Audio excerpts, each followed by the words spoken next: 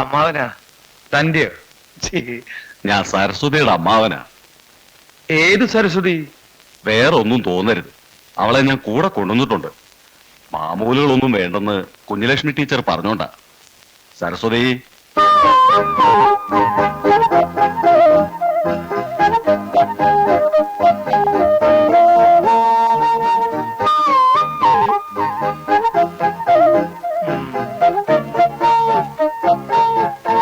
ഒരാളെ വേണമെന്ന് പറഞ്ഞത് നേരാ.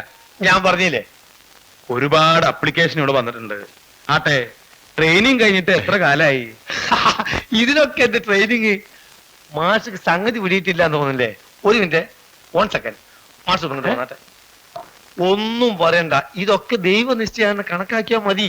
താൻ എന്തിനാ നീ മണവാളിനെ കൈമ പിടിച്ചുകൊണ്ടുള്ള കൊണ്ടുപോണത്? എന്റെ കൈമെന്ന് പറയാ.